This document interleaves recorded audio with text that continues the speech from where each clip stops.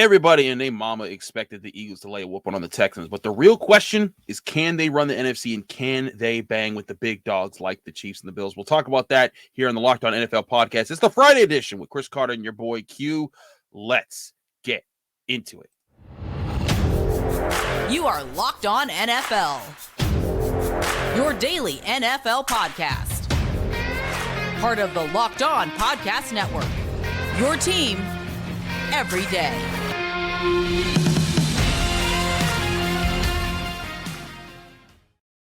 And welcome to the Friday edition of the Locked On NFL podcast. I'm Chris Carter. He's your boy Q. I'm of Locked On Steelers. He's of Locked On Raiders. And we're breaking everything down on the NFL on this Friday. Remember, you can find the show on Apple, Spotify, Google Podcasts, Odyssey, and YouTube. If you see this video on YouTube, like the video, subscribe to the YouTube channel to get all of the Locked On NFL content. It's not just the episodes Monday through Friday. It's a ton of bonus content that comes across this channel talking about everything NFL. We thank you for making it your first podcast listen every day. Today's episode is brought to you by BetOnline. BetOnline has you covered all season long with more props, odds, and lines than ever before. BetOnline, where the game starts. Q, how you doing, man? Man, I'm blessed. It's week 9 of the NFL season already, which is incredible to say, man. Week 9, still don't really know who the great teams are and who the okay or good teams are, but it's been fun to watch so far. So, yeah, another game in the books with Thursday Night Football. Absolutely. It is another game in the books, but it was a game. It was at least entertaining for a little bit because the Texans came in the first half banging. I was like, whoa, 14-14. But then the Eagles pulled away like everyone thought they should have from the jump. They win 29-17. They end up carrying the points with them because I think they were 10-point favorites in this one. And it was interesting because it was Thursday Night Football in an away game. And I think that's what gave the Texans their advantage, because the Eagles, it wasn't that the Texans were great. I think the Eagles just weren't sharp in this game, but then they showed, hey, this is why we're 8-0. And they're 8-0 for the first time in franchise history. They've never been to this point before. Right. And with every week now, like they whooped on my Steelers last week. With every week that they beat another team, they're looking more and more like everyone's going to keep asking the questions like, hey, are these dudes for real? Is this the best team in the NFC? I think everyone agrees they're the best team in the NFC now. But are they on the level of teams like the Chiefs and the Bills, who everyone kind of just has slated as the eventual AFC Championship game? I mean, right now you have to say yes, right? I mean, I look at the AFC and I see the Chiefs and the Bills, like you mentioned. And in the NFC, I look at the Eagles and the Cowboys. And the reason I throw the Cowboys in there is because of their defense, right? I think they have a championship defense. And I think the Eagles are right there with them. I think that they could play with them. Obviously, being 8-0, they've shown what they can already do this season. And, I like what Jalen Hurts is doing. So this team is one of those. And I don't want to get too far ahead of myself because we're only into week 9 right now. But this team feels like almost a better team than the Eagles team that won the Super Bowl, because the Eagles team that won the Super Bowl, remember, it was really good, led by Carson Wentz, and it was led by the defense, but the defense really, it just I don't want to say it was opportunistic, but it wasn't, to me, it feels like it wasn't better dominant. reason. Yeah, exactly. It just feels like there's a better rhyme and reason to what they're doing. That acquisition of A.J. Brown was awesome, and it's paying off a lot. Jalen Hurts is a hell of a leader as well. Listening to him after the game on Thursday, he said, look, it doesn't matter, man. Being 8-0, I was 8-0 before, and I lost the national championship game. So I know what it's like to be 8-0 and still not come out a winner. So we haven't done anything yet. I think that goes a long way. I think that resonates with those guys in the locker room as well. I think it does too. And here's the thing is that, like, that you got guys like Jason Kelce who were part of that Super Bowl run, and guys who could say, like, listen, guys, I've been part of this before. Right. We got to keep winning, because that's the thing. I don't get the sense from this Eagles team that they're satisfied right now. I don't get the sense that they're like, oh yeah, we're the stuff. No, who's going to beat us? I think they're looking at it like, yo, we got to keep proving this every single week. And they're built, I think, the right way. Defensive front, nasty. Guys in the secondary, nasty. Quarterback, very sharp. And I think Jalen Hurts does not get enough credit for what he does at quarterback. Yeah. He's not just a mobile quarterback who uses his legs. Some of the passes that he throws deep down the field, they are just thrown on some dimes. I mean, they are that good. And like you said, you got A.J. Brown, you got Devontae Smith, you got Dallas Goedert, and Miles Sanders is an afterthought in the offense. Right. And the offensive line is very good. This is a team that can be consistent. The one thing I do wonder, though, is when they face another top dog team that is superpowered. And I think that the fortunate thing for them is the only teams that I consider like that in the NFL this year are the Bills and the Chiefs. This is not a league this year where you have, a team like the Chiefs and the Patriots in the prime of Tom Brady. They got the Cowboys coming up, though. They got the Cowboys in Dallas. They got to play them pretty soon. And when they play them, that'll be interesting because, again, that defense, man. And last time they played Dallas, they played them close, and they didn't have Dak. Now Cowboys have Dak back. I will be interested to see how they play the Cowboys, and I'm also interested to see how other teams that I think that their record isn't for real, but let me see them prove it. Like the Vikings, like the Giants. They got 2 games with the Giants coming up for the rest of the season. I'm interested to see how those teams play. But when I look around the NFL, like you said, the Cowboys might be it, but the Rams, going into this season as Super Bowl champs, I thought they'd be more relevant right now. The Buccaneers, even though they weren't, top tier, I thought they'd be more relevant right now. I just thought some teams would be able to step up and be more competitive than they are. And if you're the Eagles right now, you can be top dogs. I'm very curious how they play against those teams that have a really, really good quarterback, top tier quarterback, and a complete team around them. Because in those moments, that's when you get tested to see, can you hang with the big dogs? Right, no doubt. And I have to assume that the Eagles are just going to continue to get better and better, right? I agree. The farther the season goes along, barring injury, and that's one thing I am concerned about when it comes to the Eagles is they had to put Jordan Davis on IR. So the rookie out of Georgia is going to miss 4 games. And you saw the Texans really look like they were doing a really good job running the ball Thursday night. That's where Jordan Davis comes in. Jordan Davis is a good run stuffer. He's been a heck of a draft pick that they got in the first round this past year. So I think that's going to hurt them. But if they can just, navigate through the waters, they'll be okay. But they'll be happy to see the return of Jordan Davis when he comes back. I agree with that. And again, looking back at the games that they've won so far, they eked out a win over the Lions. They dominated the Vikings. They're the only team to beat the Vikings right now. Dominated the Commanders. Beat the Jaguars by 8. Barely sneaked out against the Cardinals. Beat the Cowboys by 9. Beat the snot out of the Steelers, and now they've controlled. They routed the Texans. So they've handled their business. They've done what they're supposed to do. But again, teams that are in that mix, the Cowboys and the Vikings, I think those are the 2 realest teams that they've faced so far. And and that was, like you said, Dakless Cowboys. Right. Again, I'm not trying to dismiss what they've done. I just think that that hunger, that's going to need to kick in, especially when they face a team, like the Cowboys with Dak, like the Titans. And when they get to the playoffs, and then we see who are the teams that lasted. Because you know what that Eagles team did that year? They got hot. Nick Foles came in late, and they were on fire. That defense, they were creating turnovers. Like you said, they were opportunistic. They weren't the best team in football that year. They were the hottest team in the playoffs, and they earned the right to say we're the best team in football at the end of the year.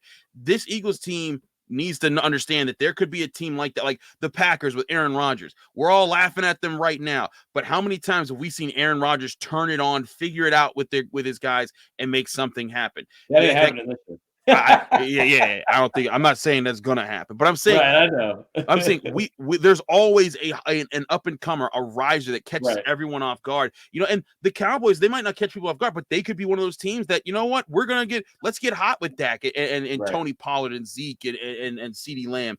I think that the Eagles gotta keep their eyes over their shoulders, but they absolutely, I think they're still my favorites to make the Super Bowl from the NFC.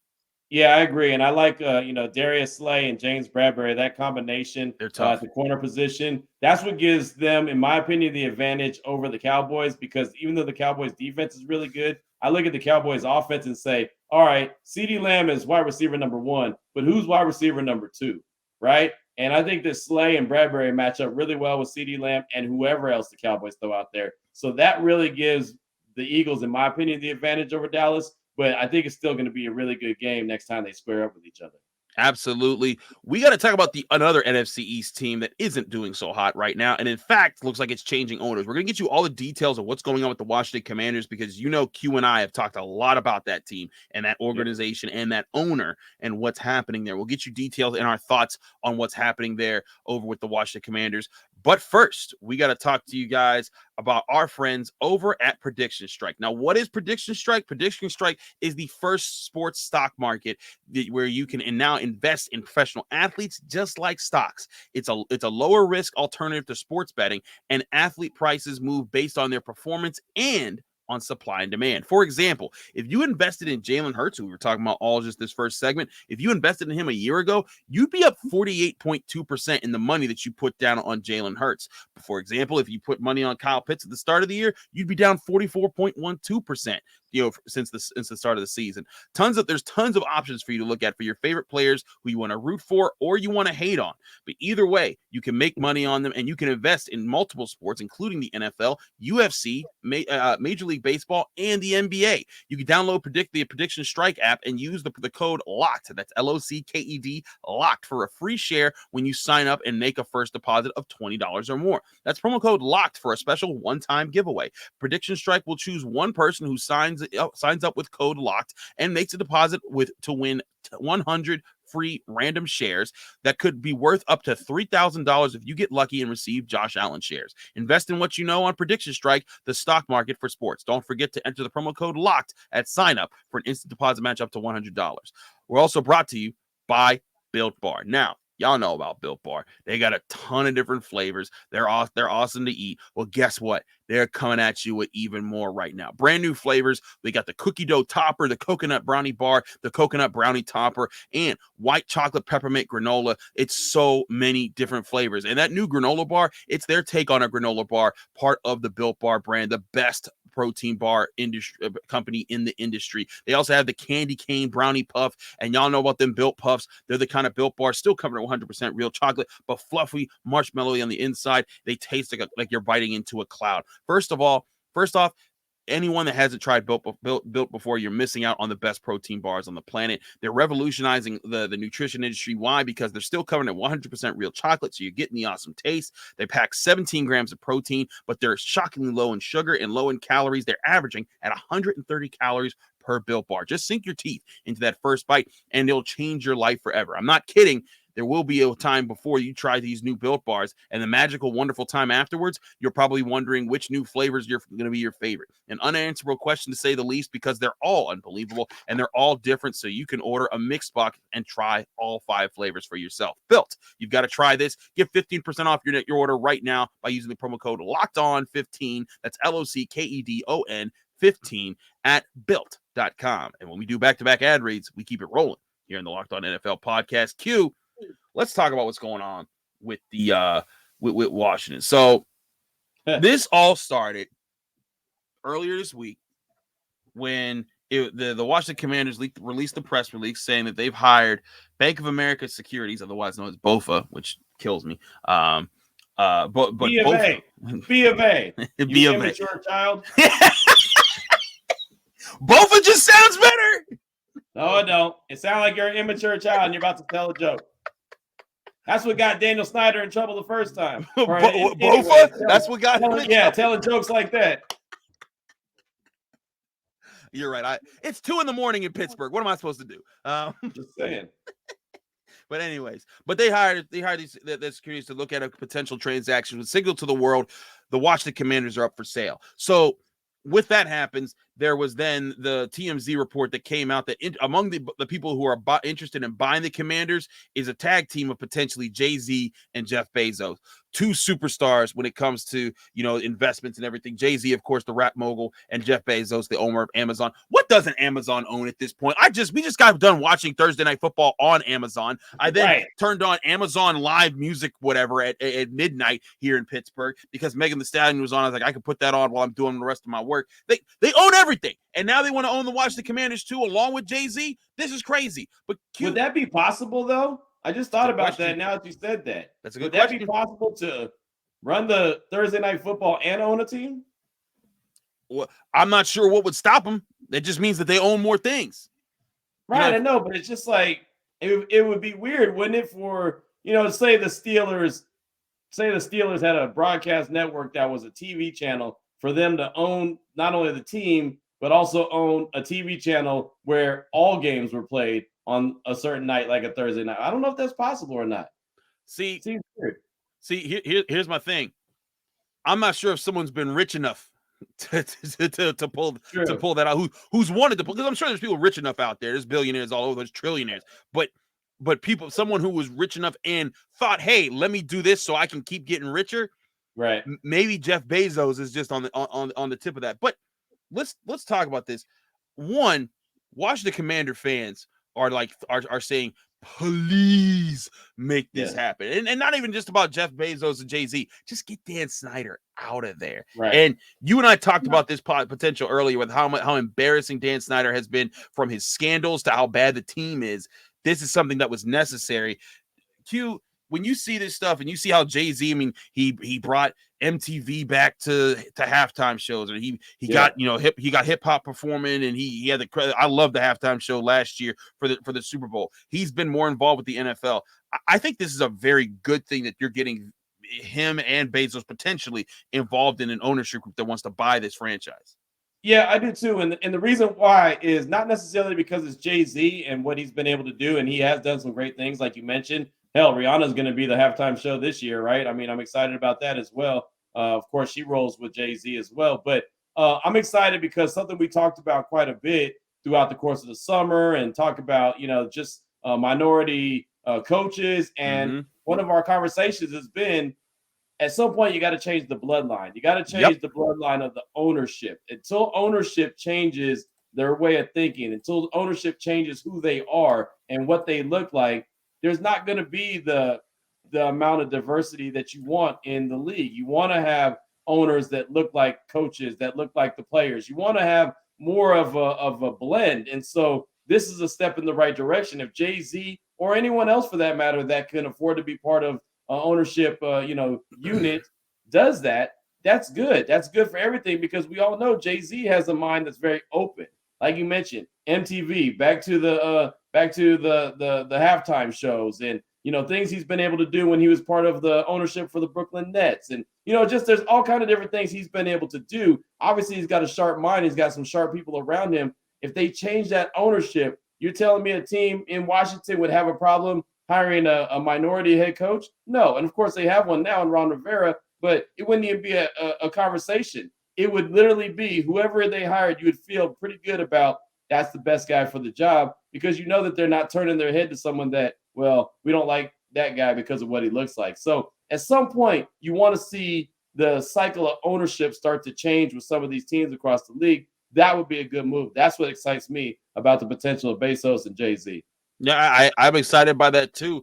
I also think it's rather interesting to see, Dan, because remember, part of the conversation that we had before about Dan Snyder was about how this guy was threatening the league. Like, just keep pushing it, see who I expose. And this just makes me feel like like the NFL said, go ahead, push that button, see what happens. And he was like, all right.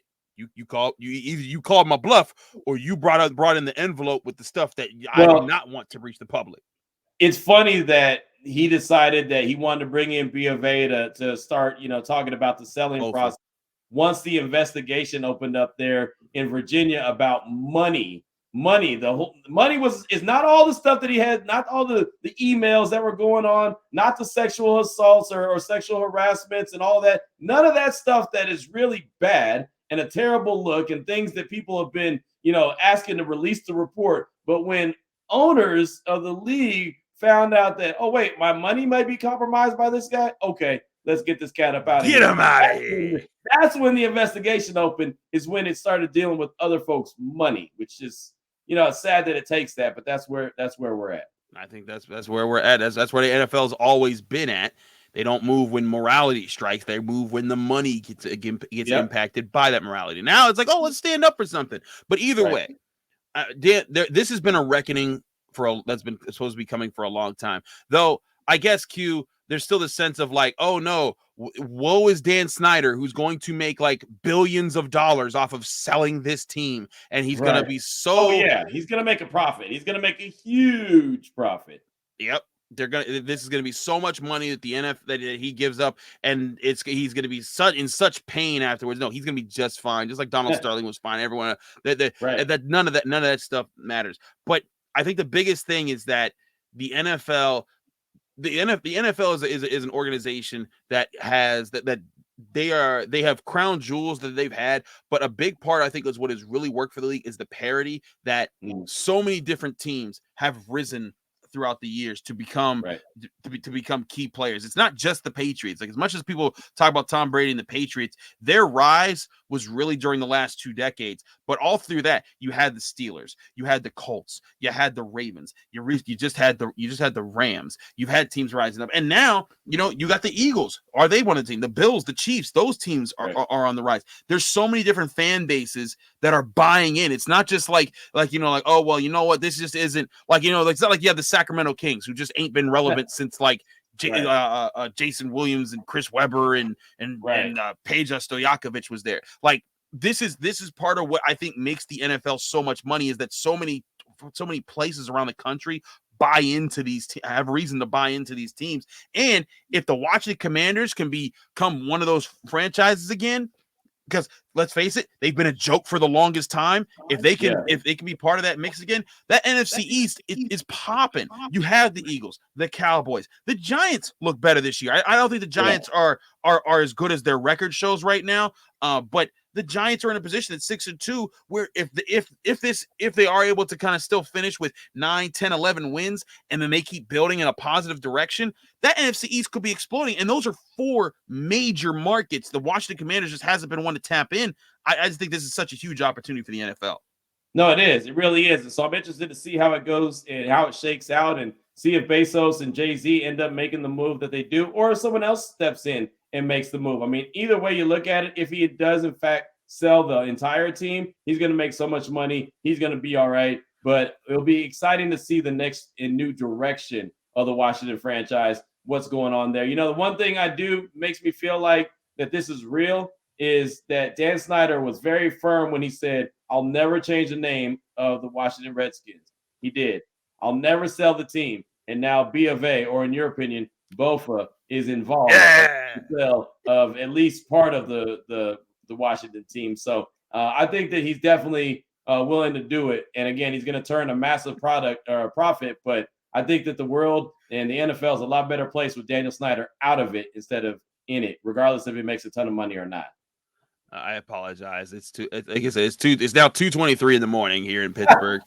I am tired. I am hanging on by a thread, but we're still rocking here on the Locked On NFL podcast. We got the Friday edition. We got our pick 6 coming up. All of our picks coming up for the upcoming segment for the top 6 games to look at and betting lines coming up this weekend. But first, we got to talk to you about our great sponsors over at LinkedIn. Now, LinkedIn Jobs is the opportunity for employers to find the employees that they're looking for, because LinkedIn is already the number one place that employees or future employees or people that are looking for jobs look to find their next opportunity. Well, if you're a small business owner or a business owner, period, this is the best way to get and find those candidates. You go on LinkedIn Jobs, then you can add your job in the purple hashtag hiring frame to your LinkedIn profile, and that'll spread the word to a professional network of over 810 million people, and it'll help you narrow down the people that you need to find. They're going to be right for you to hire. And simple tools like screening questions will make it easy to focus on the candidates that are just right for you, with the skills and experience, so that you can quickly prioritize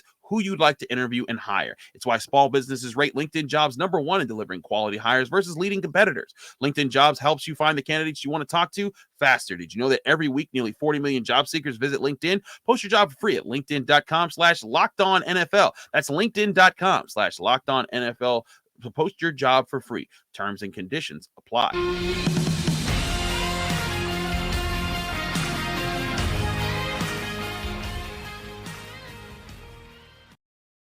Back here on the Locked On NFL podcast, the Friday edition with Chris Carter and your boy Q. It's time for the Pick 6. I'm always brought to you by Bet Online. So do check out betonline.net. It's where we're going to get all of our odds and ends here as we go through our picks. Q, it's time to pick our top 6 games of the weekend. We have, starting off on Sunday for football, we got the Chargers and we got the Falcons. The Chargers sit at 4-3. The Falcons sit at 4-4. Q, I never thought the Falcons were going to be 4-4 this season. No. I didn't buy into it at all. I still don't buy into it. I did think that the Chargers were being a little overhyped, but when looking at this matchup, Vegas has this very close, or at least betonline.net does. The Chargers are 3-point favorites, and the money line is -153 for the Chargers, plus 133 for the Falcons, with the over set at 49.5. I'm taking the Chargers. and I'm taking the points. I think that the Chargers are not the team that many people promised them to be. Right. But I also don't think the Falcons are this team that's going to be hovering around 500 by the end of the season either. I don't either, but I'm not going to roll with the Chargers in this one. I just don't. I don't know, man. Something about that team, and you're right, man. Everyone expected, including myself, them to be a really good team. They went out and made a lot of additions during the offseason.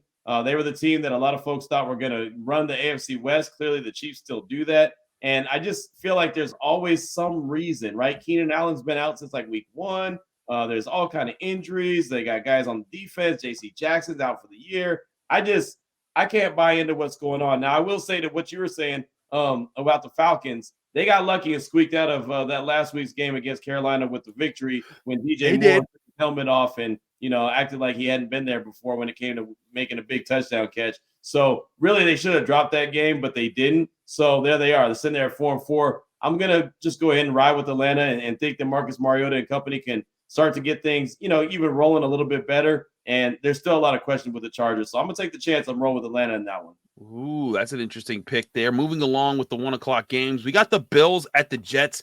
Bills are 11.5 favorites on the road. Man, the money line is -600. You have to bet $600 to make $100 on the I ain't Bills betting that game. Weekend. Right. That's a lot of money. Unless I'm using your money. Oh, okay. Stop it. You ain't using my money, sir. You make more than enough money over there in Vegas. You don't need none of my money to make it out there, Mr. Living Large.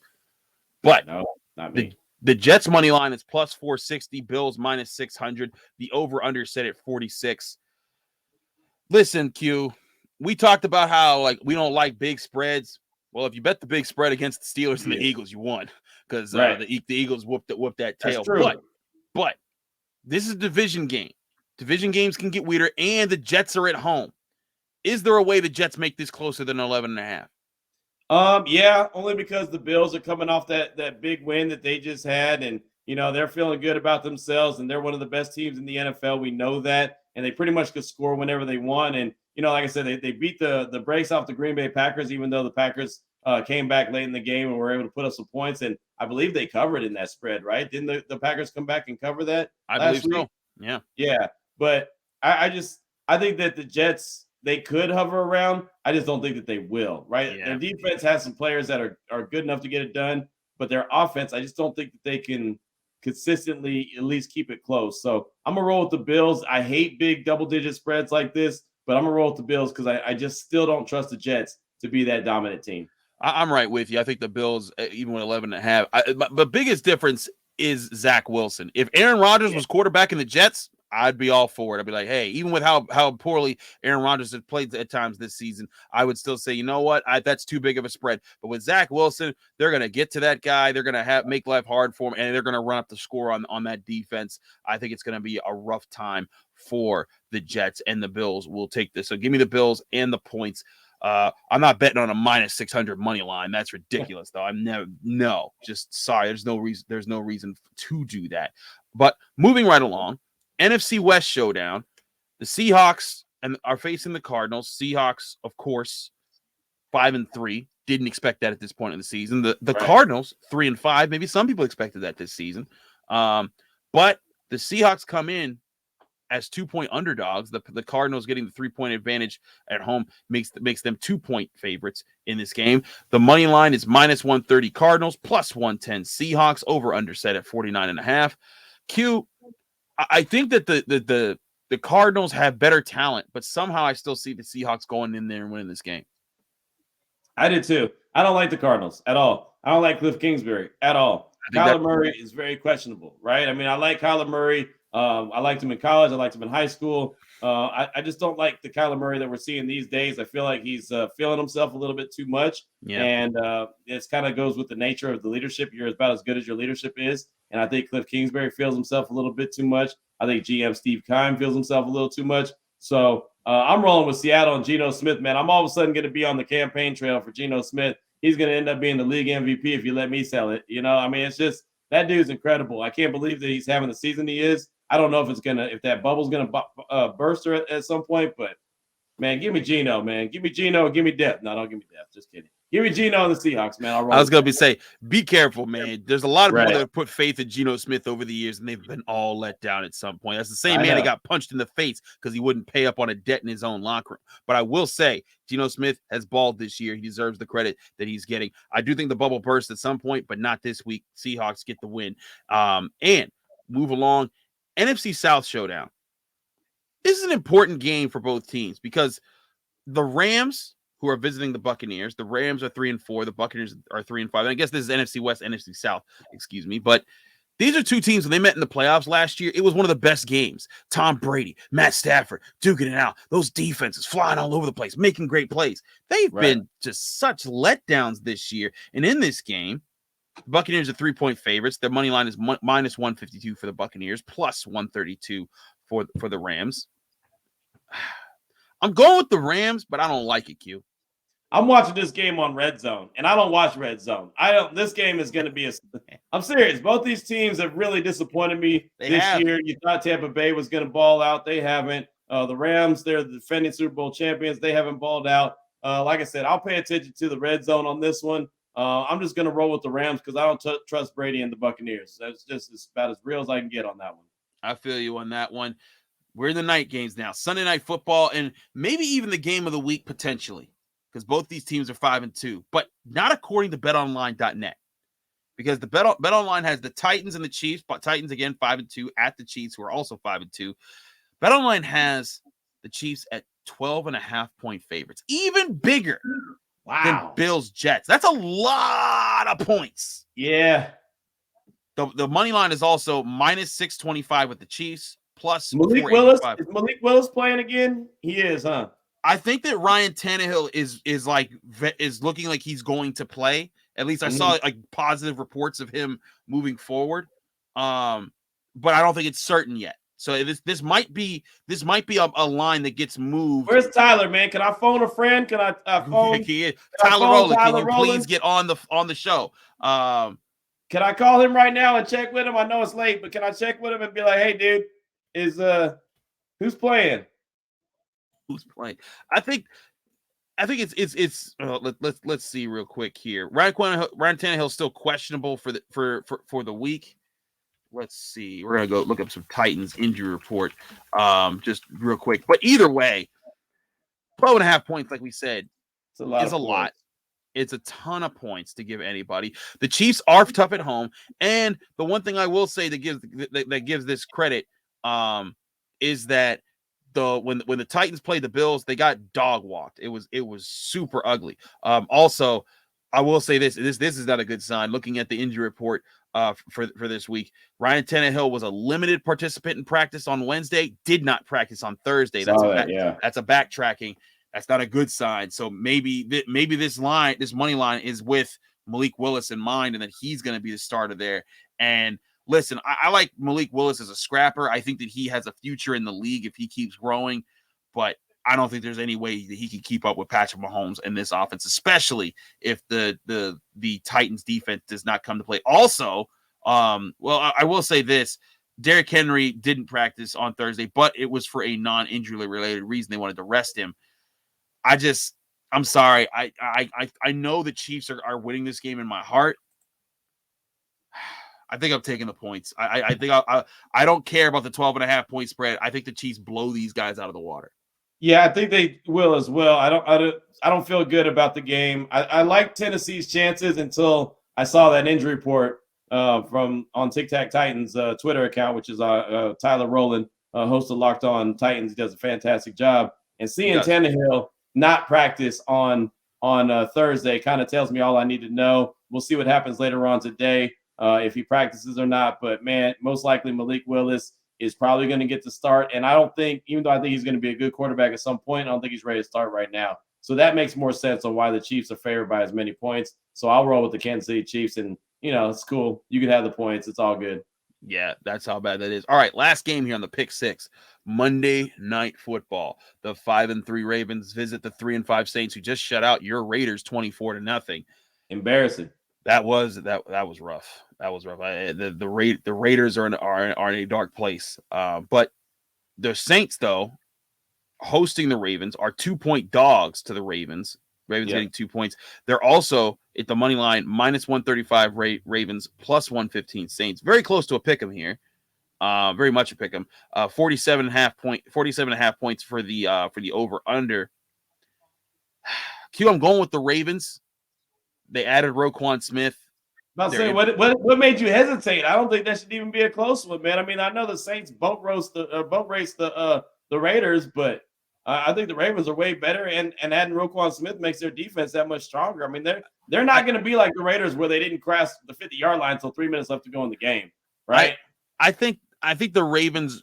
The Ravens have just disappointed me this year. I thought they were going to be much better than they started out. I think they can get better. I picked them to win the AFC North, and right now they're winning it, but barely. And I thought they were going to be like, hey, guys, like I thought they would be the closest thing in the AFC to challenge the Bills and the Chiefs this year, and that if things got right, they could bang with those teams. They have not looked like that. So that's my only hesitation. But you're right. It's the Saints. It's Andy Dalton at quarterback. Right. The defense, even though they shut out the Raiders, they haven't been the same defense that everyone was hyping up going into this season. They've had a lot of injuries. Michael Thomas is on the injury report. You know what? What am I saying? Get them out of here. I'm picking the Ravens, like you said. I think I was just making a bunch of do about nothing. This is 2:30 in the morning now, Chris. Get talking to you guys and hesitating and going that. Are you with me? Ravens walk these guys out of here. Yep, they walk them out. Walk it. What do they say? Walk it out, like DJ Unk. And didn't he say that? Was that DJ Unk back in the day? That was my high school senior year. Oof. Now walk it out. That was DJ Unk, right? That was DJ Unk. Yes. All You brought me back to my senior year when everybody was doing the walk it out dance. Oh my goodness. There you go. Well, walk it out, man. Walk it out on the mean streets of Pittsburgh. See what happens tonight. Yeah. Okay. There it Q, is. When Walk It Out came out, were you 45 years old? 46. I am. I'm 46. I turned 46 on Thursday. Q, you missed. Oh, well, happy birthday. You happy early birthday. You missed my question. It was yesterday, Thursday. Oh, yeah. Jeez. Again, this is Chris Carter working. Well, happy belated birthday. I missed it by a few hours of us recording this. Happy belated birthday. Hope you got to celebrate. But my question was not how old are you now? I said, how old were you when Walk It Out came out? And then I said 45. I don't remember. Close enough. What's that? When did you graduate high school? 2007. Oh, geez. I graduated in 94. Different times in hip hop. You were listening to Tupac and Biggie and those guys. I was listening to DJ Unk.